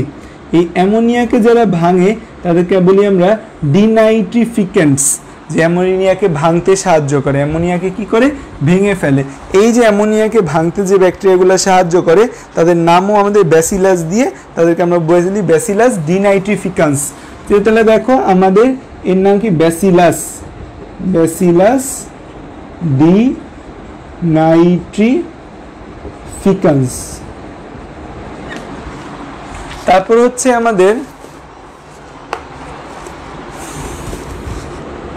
এটা হয়ে গেল ডিনাইট্রিফিকেশন। তারপর হচ্ছে যে লোহার পাইপের ক্ষতি করে। লোহার যে পাইপ আছে, লোহার পাইপে কিছু ব্যাকটেরিয়া আছে ক্ষত করে। সেই ব্যাকটেরিয়াটার নাম হচ্ছে ডিসালফোভিব্রিও। এরা হচ্ছে আমাদের লোহার পাইপে ক্ষতি সৃষ্টি করে। তারপর হচ্ছে ধরো এই লোহার পাইপে ক্ষত সৃষ্টি করবে ডিসালফোভিব্রিও। নাম কিভাবে মনে রাখবা? লোহার পাইপে ক্ষত সৃষ্টি করে, সালফো দিয়ে মনে রাখবা। এস জাতীয় যে যৌগগুলো আছে তারা লোহার পাইপে ক্ষতি করে, ডিসালফোভিব্রিও। এরপর লাস্টে একটা রয়েছে, সেটা হচ্ছে প্লেনের জ্বালানিতে আগুন ধরায় দেয়। এই প্লেন যে আছে, সেই প্লেনের জ্বালানিতে যদি ক্লস্ট্রিডিয়াম নামক ব্যাকটেরিয়া থাকে, তখন সেখানে আমাদের আগুন ধরে যাবে। প্লেনের জ্বালানিতে আগুন ধরাতে কে সাহায্য করে? ক্লস্ট্রিডিয়াম। চিন্তা করে দেখো, একটা প্লেনের জ্বালানিতে যদি আগুন লেগে যায়, সেই প্লেনকে কি আর বাঁচানো যাবে? সেই প্লেনকে আর বাঁচানো যাবে না, উপরেই প্লেন ফেটে যাবে। আর একটা জিনিস যেটা বলতে চাই, যে এগুলো তো গদবাদা মুখস্থ করা, একটা ইন্টারেস্টিং টপিক যেটা বলতে চাই সেটা হচ্ছে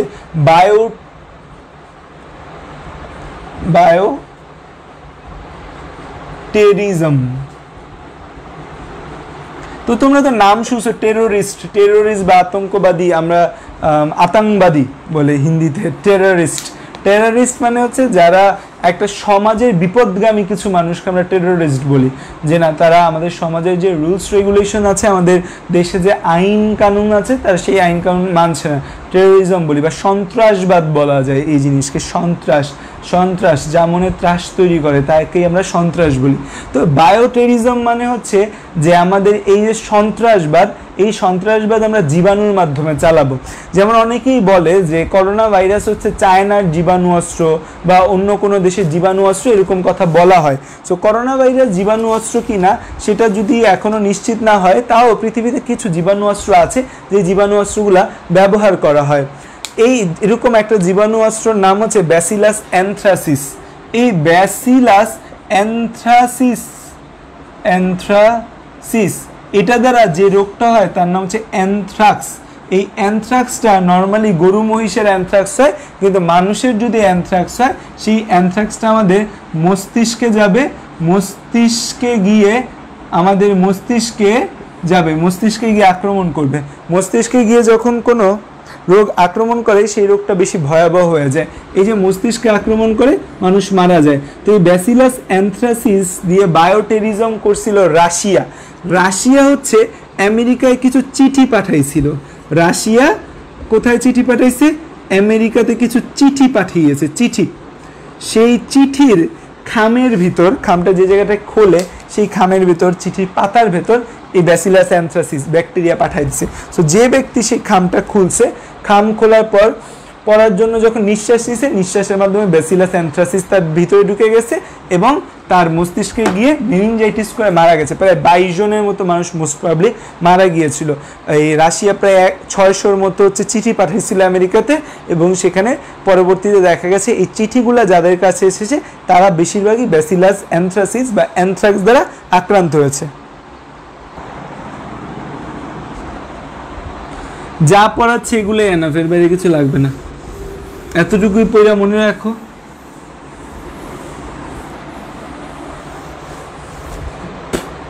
এবার আসা হচ্ছে ধানের লেট ব্লাইট।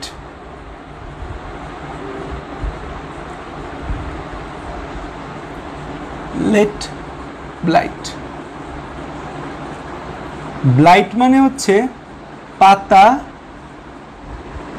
শুকিয়ে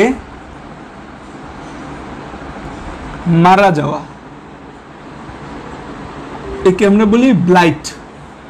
লেট মানে দেরি করে পাতা ঝরে পড়ে যায়। তো ধানের লেট ব্লাইট যে ব্যাকটেরিয়া দ্বারা হয় সেই ব্যাকটেরিয়াকে আমরা বলি জ্যান্থোমোনাস।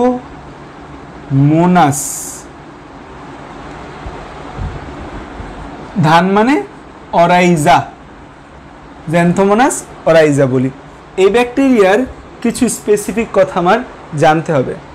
এই ব্যাকটেরিয়া কলোনি, কলোনি মানে কি? কলোনি মানে যখন একই রকম জীব, আচ্ছা কলোনির কথা বল, যখন দেখা যায় একই রকম জীব একসাথে বসবাস করে তখন তাকে আমরা কলোনি বলি, ঠিক আছে? তো দেখা যায় এরা কলোনি সৃষ্টি করে, এরা হচ্ছে যে একই প্রকার জীব অনেকগুলা একসাথে থাকে, এরা আমাদের কলোনি সৃষ্টি করে।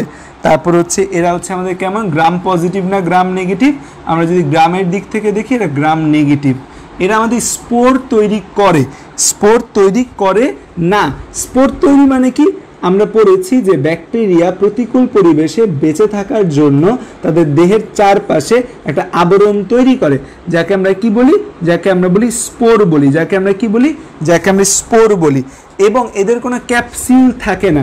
আমরা বলেছি ক্যাপসিউল কি সব ব্যাকটেরিয়াতে থাকবে না, ক্যাপসিউল সব ব্যাকটেরিয়াতে থাকবে না। আমাদের যে ব্যাকটেরিয়াগুলোর মধ্যে ক্যাপসিউল থাকবে সেটা তো ভালো, ফ্যাগোসাইটোসিস থেকে বেঁচে যাবে। তো এই ক্যাপসিউল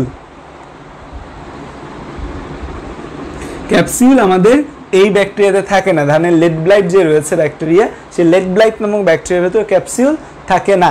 এদের একটা ফ্লাজেলাম থাকে, একটা ফ্লাজেলাম থাকে। তো একটা ফ্লাজেলাম যেহেতু থাকে তাহলে একে আমরা কি বলতে পারি? একে আমরা মনোট্রিক্কাস বলতে পারি না? ট্রিক্কাস মানে ফ্লাজেলা, একটা মানে মনো। তো একটা আছে বলে আমরা একে মনোট্রিক্কাস ফ্লাজেলাম বলতে পারি, বাট বলি না, একটা ফ্লাজেলাম আছে। তো এটা হচ্ছে যে আমাদের এই যে ব্যাকটেরিয়া রয়েছে এই ব্যাকটেরিয়ার বৈশিষ্ট্য। এবং এখান থেকে আমাদের ট্রু ফলস টাইপের প্রশ্ন আসে, নিচের কোনটা সত্য নিচের কোনটা মিথ্যা, এরকম প্রশ্ন মাঝে মাঝে এসে থাকে।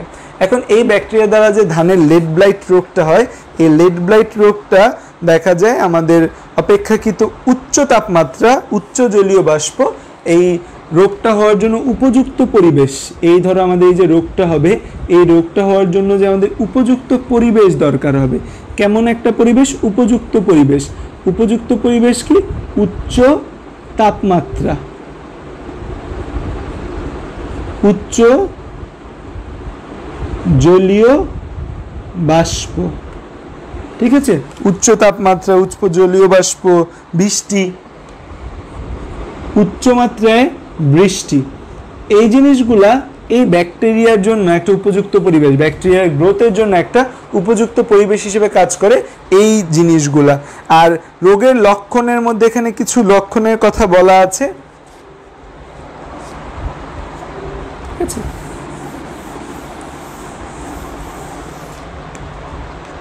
তো রোগের যে লক্ষণগুলো আছে, এখানে আমরা রোগের কিছু লক্ষণ জাস্ট মনে রাখবো, যে প্রথমেই হচ্ছে যে পাতাটা যখন ব্যাকটেরিয়া আক্রমণ করবে তখন হচ্ছে আমরা পাতায় কিছুদিন পর পানি ভেজা দাগ দেখতে পাবো। পানি ভেজা দাগ দেখা যায় পাতায়। পানি ভেজা দাগ মানে হচ্ছে ওয়াটার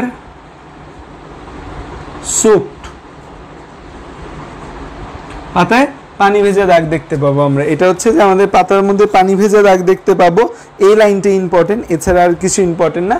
দাগগুলো আস্তে আস্তে হচ্ছে যে দাগগুলো হলুদ হতে থাকে,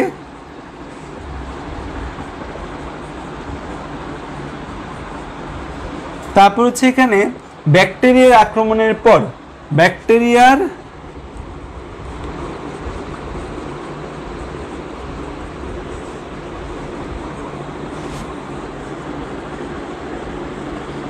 আক্রমণের পর এখানে স্যাপ্রোফাস ছত্রাক আক্রমণ করে।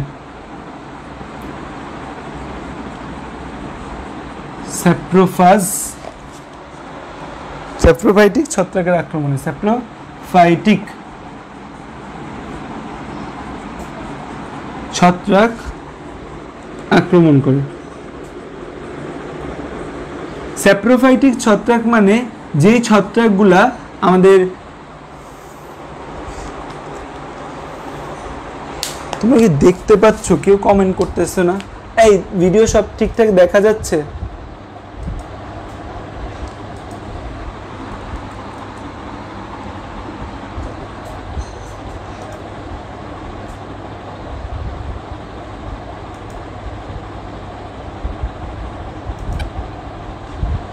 সবকিছু দেখা যাচ্ছে?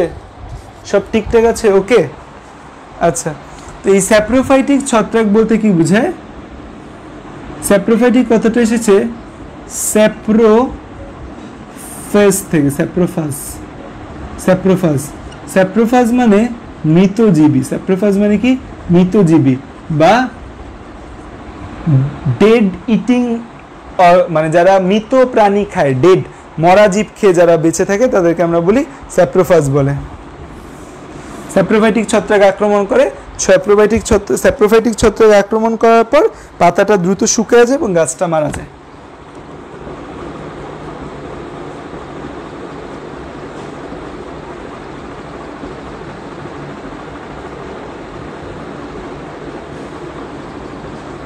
গাছ আমাদের রক্ষা পেয়ে গেল, তাই না? আর রোগের লক্ষণ যাওয়ার পর এটা ট্রিটমেন্ট, চিকিৎসা। এর চিকিৎসা হিসেবে একটা চিকিৎসাই জাস্ট মনে রাখো, যে ব্লিচিং পাউডার ছিটানো হয়।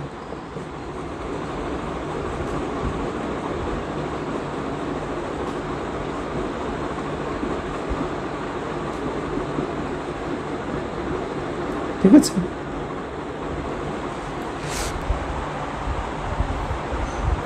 ব্লিচিং পাউডারের মধ্যে যে ক্লোরিন থাকে না, ব্লিচিং পাউডারের মধ্যে যে ক্লোরিন থাকে, সেই ক্লোরিনটা ব্লিচিং পাউডারের সংকেত মনে হয় মোস্ট প্রবলি এরকম, আমি যদি ভুল না করে থাকি। তো ব্লিচিং পাউডারের মধ্যে যে ক্লোরিন থাকে না, এই ক্লোরিনটা আমাদের এই যে জীবাণুটা আছে, ব্যাকটেরিয়ার যে সেল ওয়ালটা আছে, সেল ওয়ালটাকে ধ্বংস করে ব্যাকটেরিয়াকে কিল করে। ব্লিচিং পাউডারের মধ্যে যে ক্লোরিনটা থাকে, মেইন অ্যাকশনটা এই ক্লোরিনের অ্যাকশন থাকে। না, কমেন্টে আড্ডা দেওয়া লাগবে না, মাঝে মাঝে কমেন্ট না করলে মনে হয় যে কেউ মনে হয় দেখতেছে না। আচ্ছা, বা আমার এখানে নেটের সমস্যা হলো কিনা, দ্যাটস ওয়াই মাঝে মাঝে তোমাদের আস্ক করা যে তোমরা ঠিকঠাক আছো কিনা। আচ্ছা, এবার আসো কলেরা। কলেরা বাংলাদেশের প্রেক্ষাপটে সবচেয়ে কমন একটা রোগ। এই রোগটার নাম কি? কলেরা বলি আমরা এই রোগটাকে, ঠিক আছে? বাংলাদেশের প্রেক্ষাপটে সবচেয়ে কমন একটা রোগ কলেরা।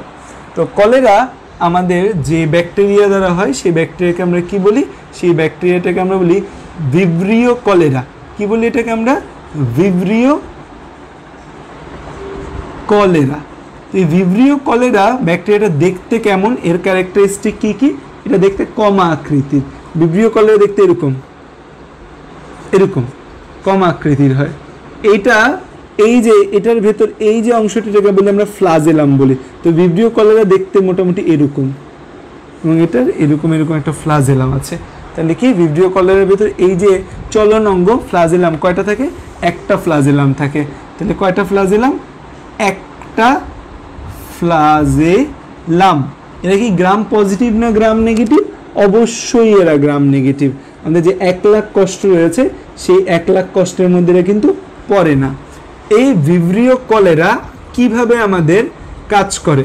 ভিব্রিও কলেরা, এই ভিব্রিও কলেরা আমাদের ক্ষুদ্রান্ত, আমাদের যে ক্ষুদ্রান্ত আছে সেই ক্ষুদ্রান্তের মিউকাসের সাথে লেগে থাকে। আমাদের ক্ষুদ্রান্তের যে আমাদের ক্ষুদ্রান্তের মধ্যে মিউকাস নামে একটা ক্ষরণ থাকে, বা এই মিউকাসের স্তরের সাথে লেগে থাকে,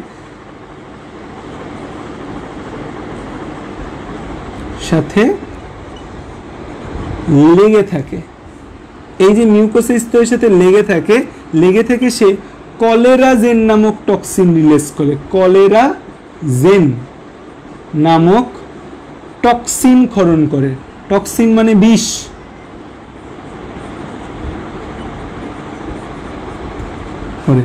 এই কলেরাজেনটাকে আমাদের বই বলা আছে একটা এন্টারোটক্সিন। কি বলা আছে? এন্টেরোটক্সিন। এন্টেরো কথাটা আসছে আমাদের ইন্টেস্টাইন থেকে। ইন্টেরো কথাটা আসছে কি? ইন্টেস্টাইন থেকে। তার মানে এটা আমাদের ক্ষুদ্রান্তের একটা বিষ, বা এন্টেরো বলতে অনেক সময় অন্ত্রও বোঝায়।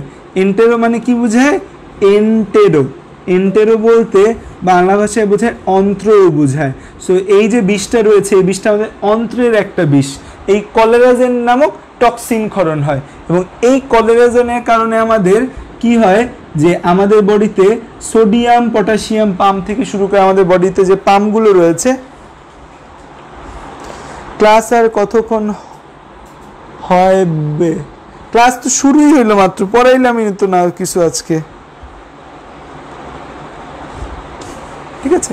কলেরাজেন নামক টক্সিন ক্ষরণ কিন্তু কিছু পড়াই নেই, ঠিক আছে? ভিব্রিও কলেরা ক্ষুদ্রান্ত মিউকাস স্তরের সাথে লেগে কলেরাজেন নামক টক্সিন রিলিজ করে।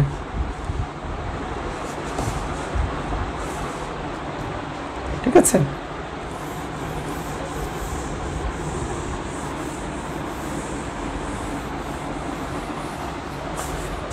তো এখানে পেশেন্টের যে সাইন সিমটমগুলো দেখা যায়, তো এটার লক্ষণ কি কি? 1 নম্বর হচ্ছে প্রবল ডায়রিয়া। কলেরা হলে পেশেন্টে প্রবল ডায়রিয়া হবে। তো ডায়রিয়া হলে আমাদের চাল ধোয়া পানির মতো হচ্ছে যে পাতলা পায়খানা হতে থাকবে।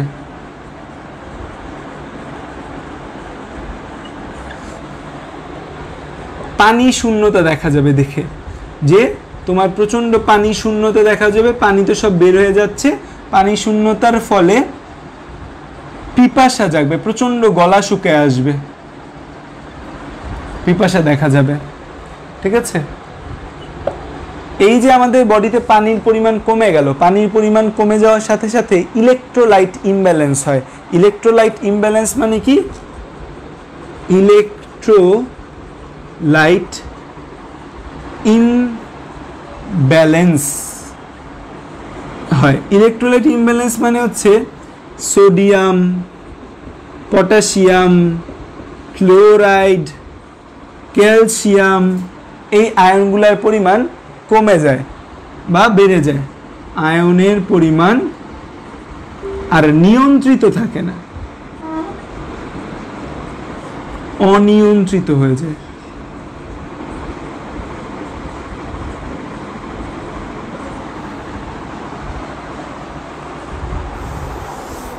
না না 12টা পর্যন্ত হবে না, ছেড়ে দিব একটু পরে।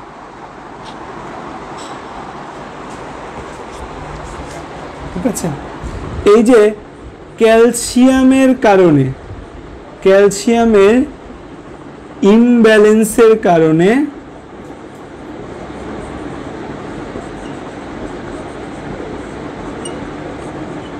মাসেল ক্র্যাম্প হয়, মাসেল ক্র্যাম্প হয়। মাসেল ক্র্যাম্প মানে কি? মাংসপেশি জায়গায় জায়গায় সংকুচিত হয়ে ব্যথা করে। মাসেল ক্র্যাম্প মানে মাংসপেশি সংকুচিত হয়।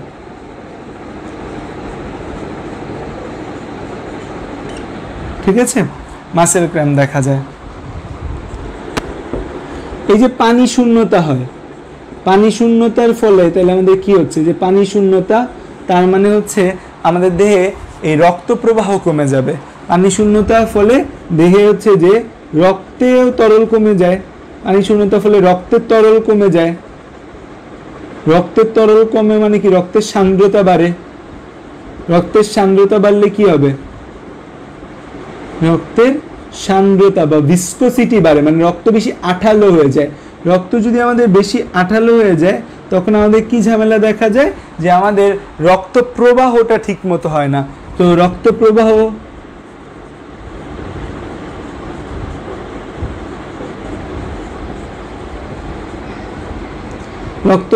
ঠিক মতো হয় না। রক্ত প্রবাহ যদি আমাদের ঠিক মতো না হয় তখন আমাদের দেহকোষ ঠিক মতো অক্সিজেন সাপ্লাই পায় না।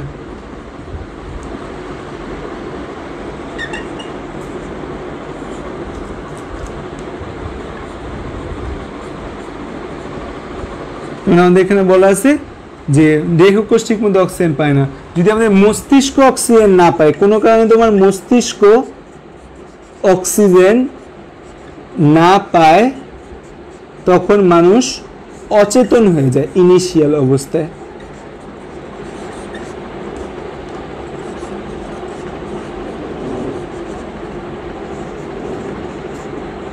অচেতন হয়ে যায়, ঠিক আছে, অজ্ঞান হয়ে যায়। তো এটা হচ্ছে যে আমাদের পানি শূন্যতা। পানি শূন্যতা মানে রক্ত থেকে, রক্তের যে তরল আছে, রক্তে পানির পরিমাণ কমে যাবে। রক্তে পানির পরিমাণ কমে গেলে আমাদের কি হবে? রক্তের সান্দ্রতা বাড়ে, মানে রক্তটা আঠালো হয়ে যায়। আঠালো হয়ে গেলে রক্ত প্রবাহ ঠিকমতো হবে না, আমাদের দেহকোষ ঠিকমতো অক্সিজেন পাবে না। দেহকোষ ঠিকমতো অক্সিজেন না পেলে আমাদের মস্তিষ্ক অক্সিজেন পাবে না। মস্তিষ্কে যদি কোনো কারণে অক্সিজেন না যায় তখন মানুষ অচেতন হয়ে যায়।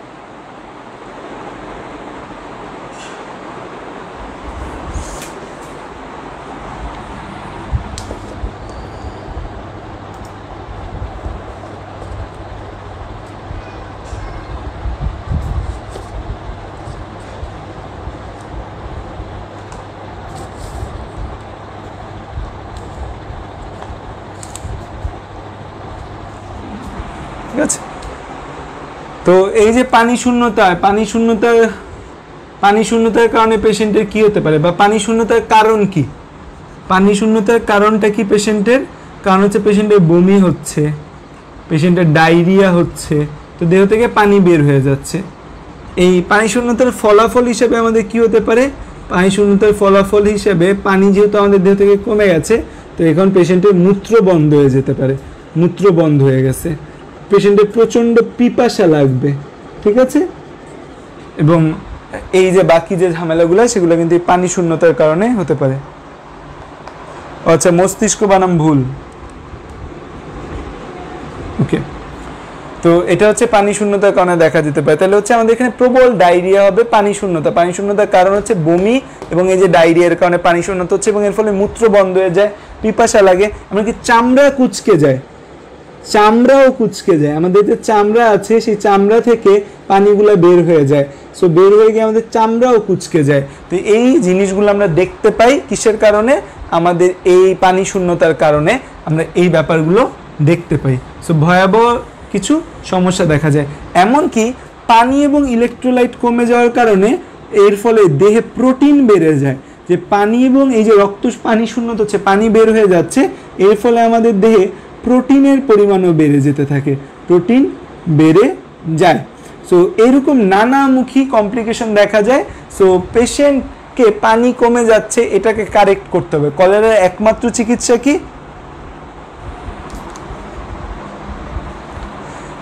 এই যে আমাদের কলেরার একমাত্র চিকিৎসা কি? কলেরার একমাত্র চিকিৎসা হচ্ছে রিহাইড্রেশন।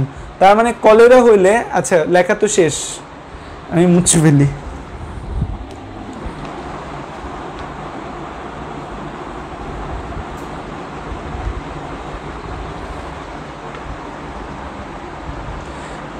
আগে কলেরা হইলে মানে হাজার হাজার মানুষ মারা যেত। কেন মারা যেত? কারণ আগে মানুষ জানতো না যে কলেরা হলে যে যা স্যালাইন খাইলেই হয়ে যায়, না কি সহজ একটা ট্রিটমেন্ট। কলেরার হচ্ছে যে আউটকাম কি, তার মানে কলেরার ফলে আউটকাম হচ্ছে আমাদের ডিহাইড্রেশন, হচ্ছে আমাদের ডিহাইড্রেশন। তাইলে এই কলেরা বলতে গিয়ে করোনা চলে আসতেছে। কলেরার তাহলে ট্রিটমেন্ট কি হবে? কলেরার ট্রিটমেন্ট হচ্ছে রিহাইড্রেশন। তার মানে পেশেন্টের ডিহাইড্রেশন হয়ে গেছে, আমি তাকে রিহাইড্রেট করব। সো এই রিহাইড্রেশন করার জন্য আমি কি করতে পারি? আমি হচ্ছে পেশেন্টকে স্যালাইন খাওয়াতে পারি। স্যালাইন, তো স্যালাইনটা আমাদের দুইভাবে দেওয়া যায়। একটা বাসায় খাওয়া যায়, বাসায় বা মুখে খাওয়া যায়। আরেকটা আমরা হসপিটালে ভর্তি হয়ে দেই, বা এটা আমরা কই দিই? শিরাতে দেই। শিরাতে দেই, ঠিক আছে। বাসায় বা মুখে আমরা যে স্যালাইনটা খাই সেটা হচ্ছে আমরা নর্মালি খাই ORS। ORS মানে full form oral rehydration salt. লবণটার নাম ওরাল রিহাইড্রেশন সল্ট। এটার সাথে যখন আমি পানি মিশাবো, পানি মিশিয়ে যখন আমাদের দ্রবণ তৈরি করব, তখন নাম হয়ে যাবে ওরাল রিহাইড্রেশন সলিউশন। কারণ কি? প্যাকেটে তো লবণ দেয়, পানি মিশাইলে দ্রবণ তৈরি হয়ে যায়, লবণটা থেকে দ্রব, আর এটা হচ্ছে দ্রাবক, দুইটা মিলে ওরাল রিহাইড্রেশন সলিউশন হয়ে যায়। এই যে ORS এর মধ্যে আসলে থাকে কি? ORS এর মধ্যে থাকে হচ্ছে তিনটা জিনিস। একটা হচ্ছে পানি থাকে, একটা হচ্ছে সোডিয়াম আয়ন থাকে, আর একটা হচ্ছে আমাদের গ্লুকোজ থাকে, তো আমাদের হচ্ছে যে পটাশিয়াম আয়ন থাকে, ঠিক আছে। তো এই মেইন জিনিসগুলো থাকে আমার ORS বা ওরাল রিহাইড্রেশন। পানি, আমার পানি বের হয়ে যাচ্ছিল, পানি ঠিক হচ্ছে। সোডিয়াম পটাশিয়াম বের হয়ে যাচ্ছিল, সোডিয়াম পটাশিয়ামের লেভেল ঠিক করবে। গ্লুকোজটা কি কাজে ভূমিকা রাখে তোমাদের বলছিলাম যে এই গ্লুকোজ কেন থাকে আমাদের স্যালাইনে, কারণ এই গ্লুকোজ সোডিয়াম পরিবহনে সাহায্য করে। তো গ্লুকোজ যদি না থাকে তাহলে তো আমাদের সোডিয়াম পরিবহন হবে না। আর এই হসপিটালে শিরায়, মানে আমরা হসপিটালে গেলে শিরাতে স্যালাইন দিই, মানে স্যালাইন দিয়ে শোয়াই দিই। কোথায় স্যালাইনটা দিই? শিরাতে দিই, বা ভেইনের ভেতরে আমরা স্যালাইন দিই। তো পেশেন্ট অবস্থা বেশি খারাপ হলে তাকে হসপিটালাইজ করে শিরাতে স্যালাইন দেওয়া লাগে, যদি ডিহাইড্রেশনের অবস্থা বেশি খারাপ হয়ে যায়। তো স্যালাইন ছাড়াও যে কোনো তরল খাবার খেতে পারে, যে কোনো তরল খেতে পারে,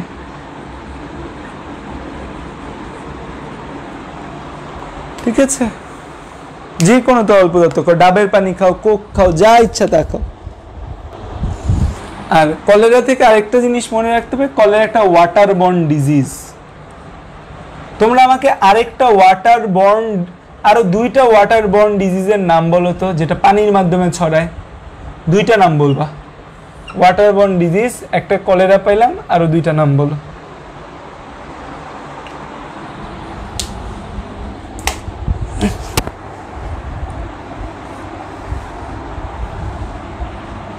টাইফয়েড, আরেকটা এই ডায়রিয়া। তো কলেরা মানেই তো diarrhoea. Hepatitis A virus, hepatitis E virus, আর একটা হচ্ছে ডায়রিয়া। সাধারণ পানি খেলে নাকি মারা যেত। হ্যাঁ, সাধারণ পানি খেলে মারা যাবে। সাধারণ শুধু পানি খাইলে কি হয় দেখো, শুধু পানি খাইলে আমাদের কি হয় যে পানিটা পাচ্ছে, সোডিয়াম পটাশিয়াম এইগুলা তো পাচ্ছে না, না এই আয়নগুলাও তো দরকার। সো এই আয়নগুলোর অভাব, এবং যে কোনো তরলের মধ্যে একটা বেস্ট তরল হচ্ছে যে আমাদের ডাবের পানি একটা অন্যতম ভালো তরল পদার্থ, সেই ডাবের পানিটার মধ্যে পটাশিয়াম আয়ন থাকে, ডাবের পানিটা একটা আয়নিক সাবস্টেন্স ভালো। তো শুধু পানি খেলে আসলেও পেশেন্ট বাঁচতো না, পেশেন্টটা শুধু পানি খেলেও মারা যেত, কারণ কি পানির মধ্যে কি নাই, আমাদের পানির মধ্যে তো কোনো আয়ন বা মিনারেলস সেভাবে নাই, আমাদের মিনারেলস দরকার। তো আমাদের ব্যাকটেরিয়া শেষ, তোমাদের কালকে পুরো ব্যাকটেরিয়ার উপর এক্সাম, তোমরা কালকে পরীক্ষা দিবা পুরো ব্যাকটেরিয়ার উপর, আর নেক্সট 2 ক্লাস আমরা ম্যালেরিয়া পড়বো। সো আশা করি আমাদের শেষ হয়ে যাবে তাড়াতাড়ি। ওকে, বাই।